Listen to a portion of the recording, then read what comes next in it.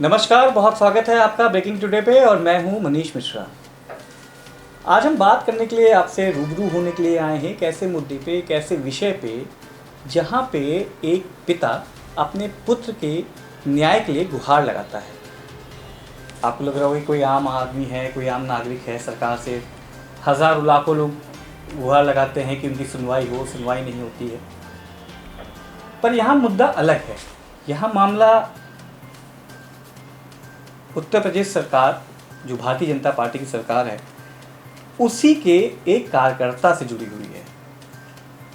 जी हाँ, सही सुना आपने कि कार्यकर्ता की ही सुनवाई नहीं हो रही है, और भी ऐसे गंभीर विषय में जो एक पिता अपनी गुहाई लगा रहा है, यहाँ से लेके दिल्ली तक, संगठन से लेके सरकार, उत्तर प्रदेश सरकार से लेके दिल्ली सरकार तक, पर सुनवाई के नाम पे कुछ हुआ नहीं अभी तक। हाल के दिनों में आपने देखा था उपचुनाव की बात हो रही थी, तो उपचुनाव में हमने देखा है, हमने कवर भी किया है, कवरेज भी देखे हैं, भाषण भी सुने हैं कि आम नागरिक से लेके आम आदमी, जो पार्टी का कार्यकर्ता होता है, वो राज्यसभा का टिकट पाता है। पार्टी की जो कार्यकर्ता होते हैं उनकी सुनवाई की जाती है, उनको सम्मान दिया जाता है। पर इस मामले में अभी तक सुनवाई क्यों नहीं हुई? ये मामला है उन्नाव का, और हमारे साथ खुद मौजूद हैं दुर्गेश राठौर, जो कि मंडल अध्यक्ष हैं पिछड़ा वर्ग के। दुर्गेश जी, आपका बहुत बहुत स्वागत है हमारे इस चैनल पे।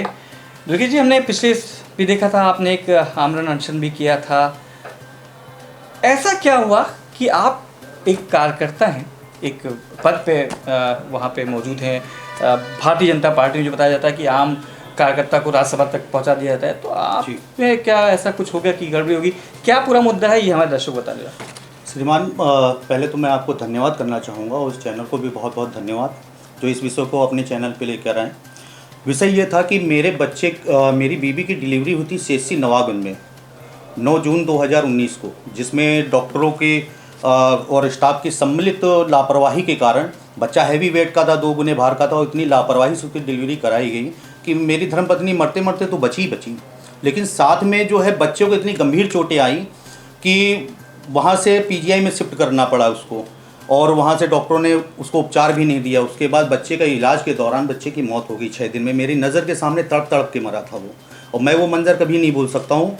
जब मैंने अपनी बीवी को मैंने वचन दिया कि मैं अपने बच्चे को आपके सामने सही सलामत लेके आऊँगा, लेकिन बच्चे को जब मृत लेकर गया तो मेरी धर्मपत्नी ने मंगलसूत्र उसी दिन उतार के रख दिया था कि आपने वचन दिया था कि मेरे बच्चे को आप मेरे सामने सही सलामत लेके आएंगे।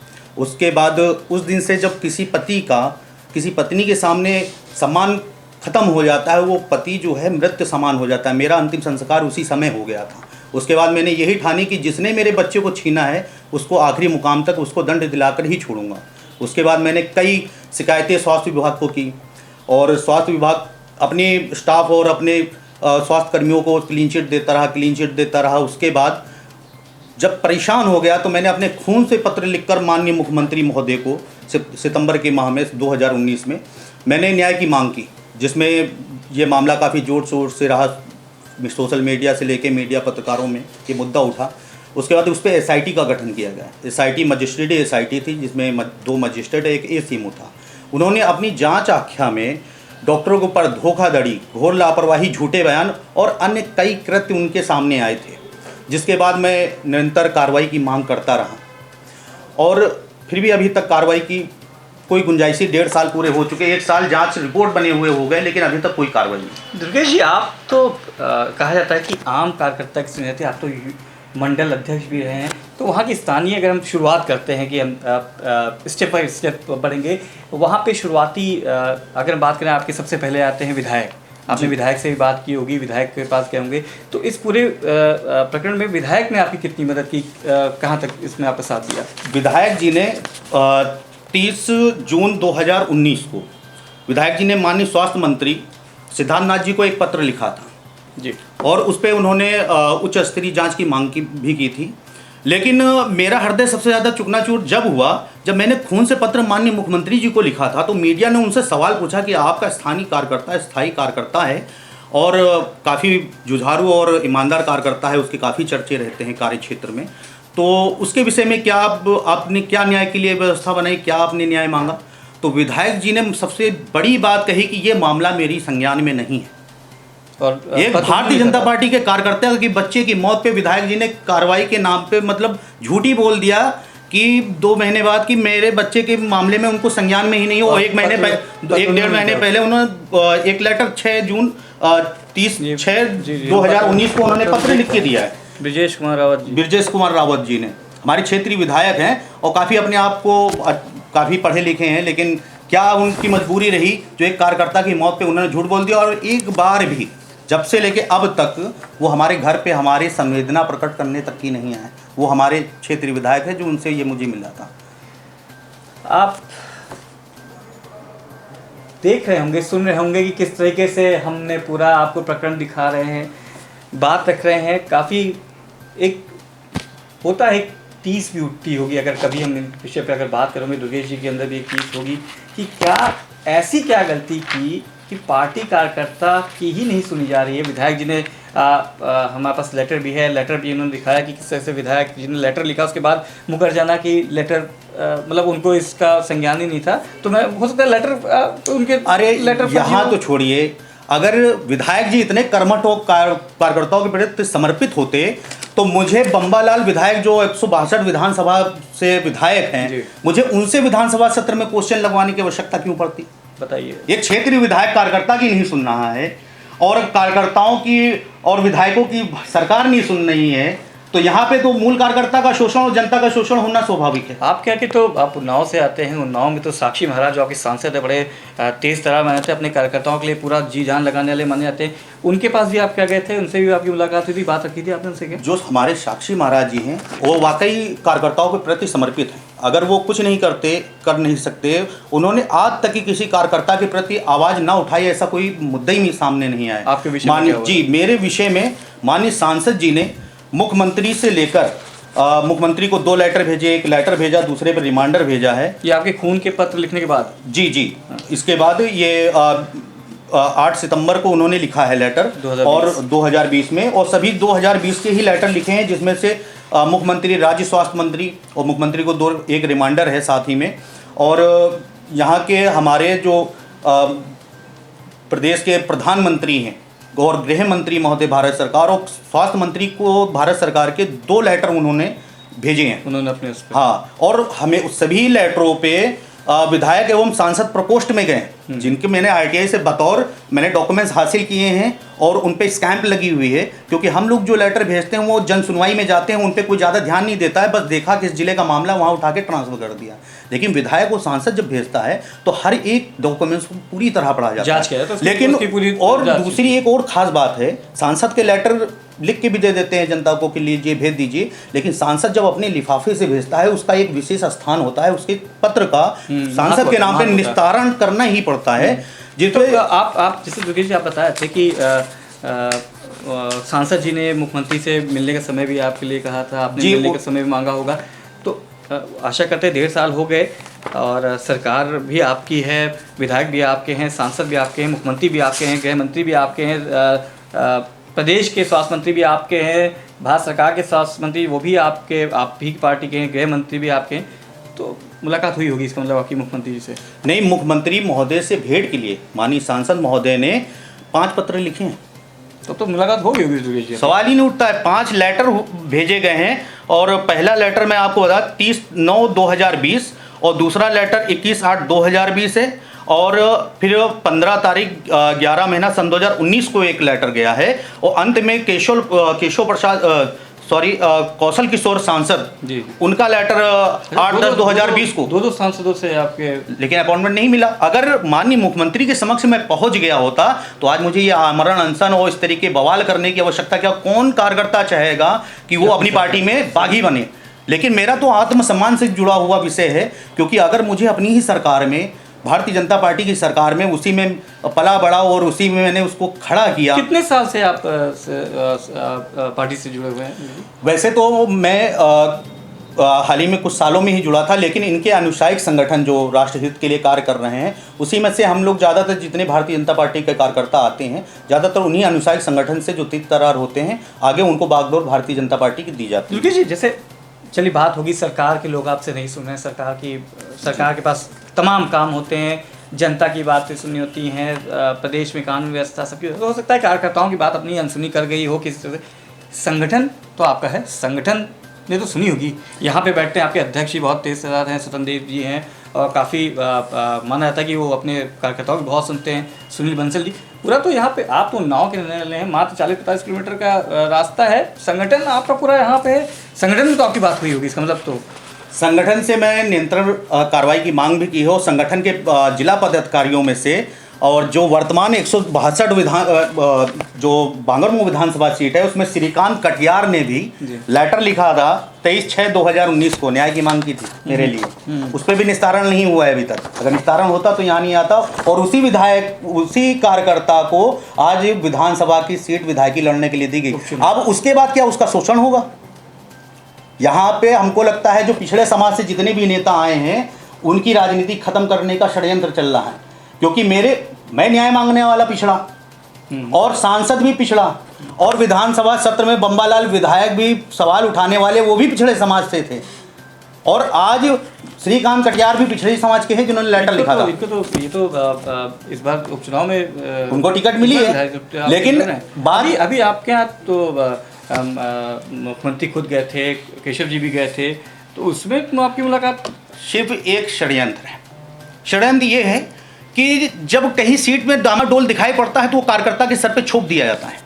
अगर कहीं कि भारतीय जनता पार्टी उपचुनाव में एक भी सीट हारना नहीं चाहती, इसलिए कार्यकर्ताओं को ज़्यादा से ज़्यादा राज्यसभा सीट हो चाहे विधानसभा सीट हो, सभी भी कार्यकर्ताओं की सीट दे रही, क्योंकि कार्यकर्ता है तो कार्यकर्ता को जिताएगा हर हालत में, क्योंकि मुद्दा ही नहीं है। 1.5 साल का कार्यकाल इस उपचुनाव के रहेगा ज़्यादा से ज़्यादा, और उस पर कार्यकर्ता के को सीट देकर कार्यकर्ता के जिम्मे सौंप दिया कि जिताओ वरना तुम्हारा अपमान होगा। तो जाहिर सी बात है। और दूसरी बात, अगर श्रीकांत कटियार को अब टिकट दी भी जा रही है, अगर जीत भी गए तो किसका निस्तारण करेंगे? जब विधायक और सांसद की सुनी जाओ, विधानसभा पटल के न्याय की बात नहीं मानी जाती। 1.5 साल हो चुके हैं, 1.5 साल में तमाम सांसद के लेटर हैं, जिलाध्यक्ष के लेटर हैं, आपके प्रदेश अध्यक्ष जी को लेटर है, मुख्यमंत्री से मिलने के समय 3-3, 4-4, 5-5 मालूम है मुख्यमंत्री जी के पास काम बहुत रहता है, और बहुत ज़्यादा लोग कहते भी हैं कि अगर उनके संज्ञान में कोई चीज़ आती है तो उसका निस्तारण जरूर करते हैं। इसका मतलब कि अभी आपकी फरियाद या आपकी बात शायद मुख्यमंत्री जी तक पहुंची ही नहीं है। अच्छा,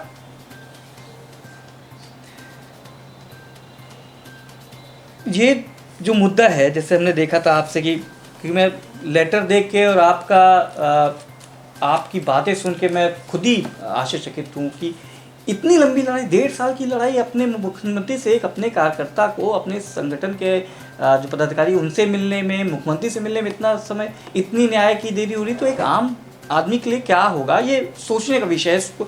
इसको सोचना पड़ेगा, इस पे मंथन की ज़रूरत है। अगर चुनाव वापस आ रहे हैं, और ये उस जगह का मामला है जहाँ पे आप उपचुनाव में जा रहे हैं, जहाँ पे आप अपने कार्यकर्ताओं की पीठ थपथपा रहे हैं, वही एक कार्यकर्ता अपने दरवाजे पे, आपके दरवाजे पे थकथका रहा है कि मेरी भी फरियाद सुन लो। दुर्गेश जी, 1.5 साल हो गए हैं, अभी आपके साथ जो घटनाक्रम हुआ था हमने सबने देखा था, हमने आपको क्लिप भी दिखाई थी शुरू में। उसके बाद क्या सुनवाई तो अभी तक मिली नहीं, न्याय मिले नहीं, सवाल क्या पार्टी के साथ हैं अभी भी, और क्या फिर से कोई आंदोलन आप जारी रखेंगे? देखिए, भारतीय जनता पार्टी का जितना भी कार्यकर्ता है वो सिर्फ राष्ट्र हित के लिए कार्य करता है, समाज हित के लिए कार्य करता है। और भारतीय जनता पार्टी का कार्यकर्ता जो पार्टी से कोई खर्च नहीं लेता है, अपनी जेब से कार्यकर्ता अपनी जेब से खर्च करता है, पेट्रोल हो, नाश्ता हो, खाना हो, और दौड़ता है। बदले में कार्यकर्ता को अपने अधिकार को नहीं मालूम। लेकिन मैंने भारतीय जनता पार्टी का संस्कार जो है अपने अंदर ग्रहण किया है, क्योंकि भारतीय जनता पार्टी में अगर कोई कार्यकर्ता अपनी जेब से खर्चा करता है और पार्टी से कुछ लेता नहीं राष्ट्र हित में, तो अगर वो पार्टी अगर उसकी नहीं सुनती है तो वो कार्यकर्ता उनका व्यक्तिगत विरोध कर सकता है। और नंबर 2, ये मेरी ही लड़ाई नहीं है, यहाँ एक पिता के बच्चे के लिए न्याय की लड़ाई है, दूसरी कार्यकर्ता के सम्मान की लड़ाई है, तीसरी विधायकों का जो अधिकारों का हनन हो रहा है कि उनके पत्रों का और विधानसभा सत्र में उठाए हुए क्वेश्चनों का निस्तारण नहीं हो रहा है, उसके अधिकारों का हनन जो हो रहा है उसकी लड़ाई है। चौथा, माननीय सांसद जो महामंडलेश्वर हैं, वो तो माननीय मुख्यमंत्री जी सिर्फ एक पीठाधीश हैं, और महामंडलेश्वर हमारे साक्षी महाराज जी हैं, वरिष्ठ हैं उनसे। अरे उनके पत्रों का तो सम्मान रख लेते, एक कार्यकर्ता का ना रखते।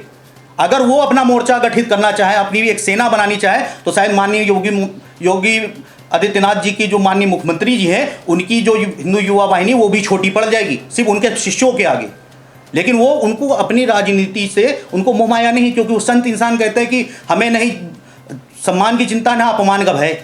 लेकिन माननीय सांसद हो या विधायक हो, उनके पत्रों पर अधिकार उनका व्यक्तिगत नहीं है, उनके कार्यकर्ताओं का है या उनकी जनता का है। अगर उनके पत्रों का अवलोकन नहीं किया जाएगा, निस्तारण नहीं किया जाए, तो पहले तो कार्यकर्ता शोषित होगा और कार्यकर्ता के बाद जनता शोषित होगी, क्योंकि उनका काम नहीं करवा पाएंगे तो वो वोट कैसे मांगेंगे। आप सोचने में मैं लगातार दुर्गेश जी से बात कर रहा हूँ, पर एक अंदर ही अंदर एक सवाल उठा जा रहा है कि अगर इनकी जगह कोई आम आदमी होता तो क्या वो उसको भी इतना चक्कर लगाना पड़ता हो। अगर एक कार्यकर्ता नहीं बोलूँगा, आप तो पद मिला हुआ है भाई, पिछड़ा मंडल अध्यक्ष है पिछड़ा वर्ग के, विधानसभा प्रभारी भी रहे हैं, तो अगर ऐसे पद पे आके अपनी बात आप अपनी सरकार के कानों तक नहीं पहुंचा पा रहे हैं, तो आम जनता के लिए क्या है।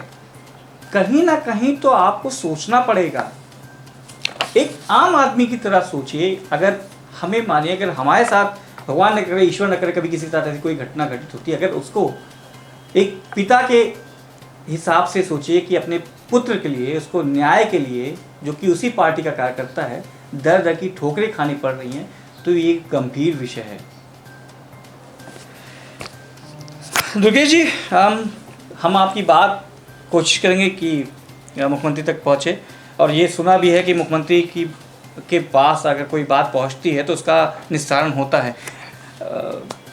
ये विडंबना कहेंगे या आपके संगठन की बात कहेंगे कि संगठन आपका साथ नहीं दे रहा है, आपके विधायकों की जो एक अधिकार होता है उसका हनन आपने खुद बोला था, सांसद तक की आपकी एक नहीं, आपने तो साक्षी महाराज और कौशल दोनों से बात, अरे उनकी तो छोड़िए, मुझसे बड़ा पीड़ित मैं आपको दिखा रहा हूँ। केंद्र स्वास्थ्य मंत्रालय भारत सरकार, उसका पहला पत्र जो है कार्रवाई के लिए आया है 30 मार्च को, दूसरा 2020 को, 8 मई 2020 को दूसरा आया है, तीसरा 9 जून को 2020 को आया है, फिर 5 अगस्त को आया है, फिर 4 सितंबर को आया है, और इसके साथ में गृह मंत्रालय के अनुसचिव अशोक कुमार पाल का पत्र, पहला पत्र आया है 8 मई को, दूसरा 6 अक्टूबर को।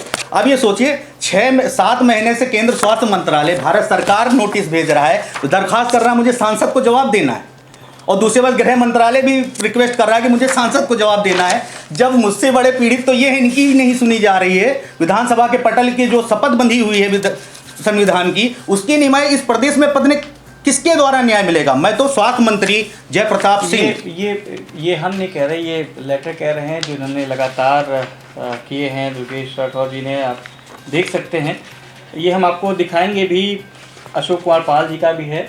और ये लेटर ये कोई मनगढ़ंत कहानी नहीं, ये दुर्भाग्यपूर्ण एक सच है। अरे ऐसा सच है। दूसरा एक और है, विधानसभा अध्यक्ष हृदय नारायण दीक्षित का, उन्होंने भी कार्रवाई की, मुख्य सचिव से हैं। अरे ये विधानसभा अध्यक्ष हैं, ये स्पीकर हैं, हाँ, विधानसभा पटल के सारे निस्तारण कर, उनके भी पत्र का प्रमुख सचिव कोई भी मर्यादा नहीं रख रहा है। आखिर इस प्रदेश की न्याय व्यवस्था कौन चला रहा है? सबसे बड़ी बात मंत्री जी, एक मैं ये नहीं कह रहा हूँ कि एक कार्यकर्ता की सुनिए, एक आम आदमी सुनिए, सिर्फ एक पिता है, वो अपने पुत्र के लिए जो अभी इस दुनिया में नहीं रहा, जिसका सम्मान नहीं रहा, उसकी बात सुननी चाहिए, सुनना भी चाहिए। अगर इतने पत्रों के बाद, इतने लेटर्स के बाद सुनवाई नहीं हो रही है, तो यकीन मानिए कि आपकी पार्टी में, आपकी सरकार में कुछ भी ठीक नहीं है। जब कार्यकर्ता की नहीं सुनी जाएगी तो आम आदमी किसके पास जाएगा। ये पत्रों का दौर है, चलता रहता है दुर्गेश जी, लेकिन कार्रवाई होनी हो तो एक पत्र भी काफ़ी होता है, एक आवाज़ सुन ली जाती है। सबसे बड़ी बात है, आपको एक कॉमन बात बता देता हूँ, और जो डॉक्टरों को बचाना चाहते हैं उनको भी संदेश देना चाहता हूँ, कहीं ना कहीं यहाँ पे पैसे और रिश्वत की बात नहीं है।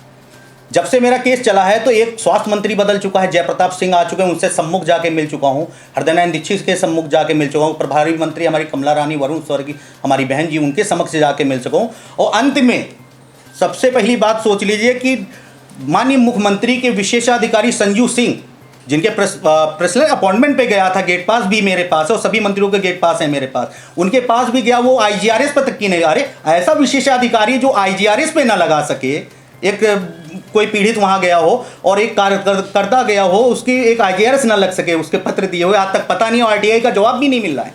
सूचना आयोग में मैंने शिकायत की है। दूसरा, डॉक्टर हर्षवर्धन जी के पास गया, वो बेचारे 7 महीने 8 महीने से वो आए दिन लेटर भेज रहे कि भैया कार्रवाई करिए, मुझे सांसद जी को जवाब देना है, पीड़ित को जवाब देना है, लेकिन कहाँ, कुछ नहीं। वही मैं एक पत्र, एक अपनी बात रख सकना। अगर आप बात करते हैं, अगर कहा जाता है जिसको सुनना होता है वो आपकी आंखों से पढ़ लेता है, और कार्यकर्ता रहें यहाँ तो बता देते, कार्यकर्ताओं के लिए पूरा खुला रहता है, 24 घंटे दरबार खुला रहता है।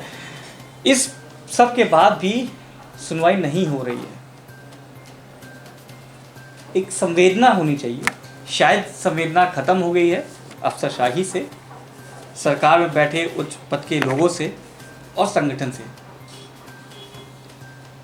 एक अपील, क्या बोलेंगे, एक गुजारिश हम कर सकते हैं आपसे कि आप दुर्गेश जी की बातों को सुने, संज्ञान में लें।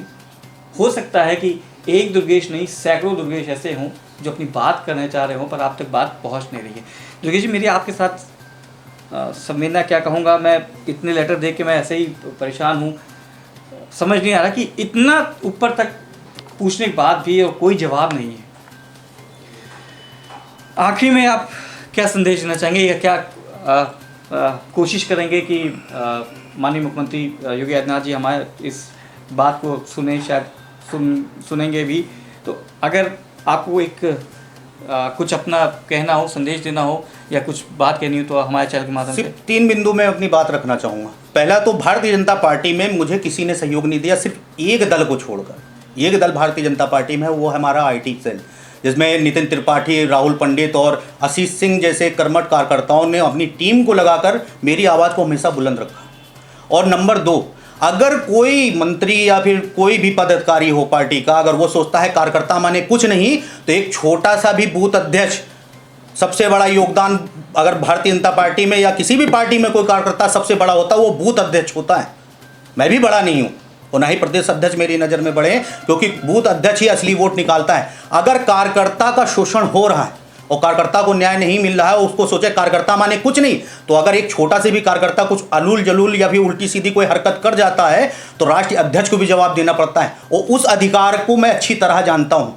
और नंबर तीसरी बात यह है, उसके लिए जिसके लिए जो डॉक्टरों को बचाना चाह रहा है, क्योंकि पैसा तो रिश्वत तो चल नहीं सकती। 4-5 प्रमुख सचिव बदल चुके, एक स्वास्थ्य मंत्री बदल चुका है, फिर भी कार्रवाई नहीं हो रही। केंद्र स्वास्थ्य मंत्रालय इतना सब कुछ प्रेशर, जाहिर सी बात कोई ना कोई अपना भाई है, कोई गुरु भाई। मैं उसको भी कहना चाहूँ, व्यक्तिगत मैं उसको अच्छी तरह जानता हूँ जो बचाना चाहता है। बस इतना है कि आप अपना सम्मान बचा लें और भारतीय जनता पार्टी के संगठन का सम्मान बचा लें, उतना ही बेहतर होगा।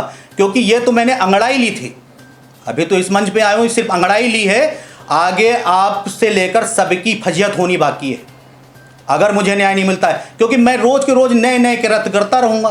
वो कहीं ना कहीं ऐसा विस्फोट होगा भारतीय जनता पार्टी के अंदर कि शायद कि भारतीय जनता पार्टी को जवाब देना भारी पड़ जाए। मैं उनमें से नहीं हूँ कि आत्मदाह कर लूँ, मैं लड़ने वालों में से हूँ और वीर की भूमि में जन्मा हो, जो बगावत की भूमि है, जहाँ पे चंद्रशेखर की आज़ादी की लड़ाई जहाँ पे लड़नी शुरू की थी, जिनकी जवानी वहाँ पे मचली थी, और उसी स्थान पे वही स्थान है जहाँ पे श्री वाल्मीकि जयंती आज के दिन भी है, और श्री वाल्मीकि जी ने रामायण का महाकाव्य लिखा था, और यहीं पर लौकुश ने अपने चाचाओं के साथ, अपने परिवार के साथ युद्ध किया था। ये बगावत की भूमि है, यहाँ वीरों ने जन्म लिया है, और मैं दबने वालों में से नहीं हूँ। मानता हूँ तुम्हारी सरकार में, भारतीय जनता पार्टी की सरकार में न्याय जो है जान देने से मिलता हो, खून बहाने से मिलता हो, लेकिन मैं उनमें से नहीं हूँ। आज़ादी की लड़ाई लड़ने वालों के कुल में जन्मा हो, दुर्गादास के राठौर का वंशज हूँ, जिसने अजीत सिंह के वंश को जो है उनका राजपाट वापस दिलाया था। बेशक पिछड़े वर्ग में जन्मा हूँ, लेकिन कर्मों से क्षत्रिय हूँ और लड़ना अधिक जानता हूँ। और बस इतना मैं कहूँगा कि आगे मुझसे कोई कृत्य ना करवाए तो बेहतर है, और मुझे कुछ नहीं चाहिए। मैंने तो न्याय की मांग की है, आपको जो करना है अपने विवेक से वो कार्रवाई करिए। और आप मुख्यमंत्री तक की बात पहुंचाने के लिए मुझे कोई बड़े बड़े कदम उठाने पड़े, वो उचित नहीं। माननीय मुख्यमंत्री जी को इतने लेटर भेजेंगे, चाहे तो वो समय दे सकते हैं। अभी भी एक लेटर उनके पास पड़ा हुआ है और मिलकर अपने एक कार्यकर्ता की बात सुन सकते हैं। ये एक पिता की वेदना है, एक ज़मीनी कार्यकर्ता की वेदना है। बीजेपी का एक नारा आता है जब इलेक्शंस होते हैं, तो अपना बूझ सबसे मजबूत।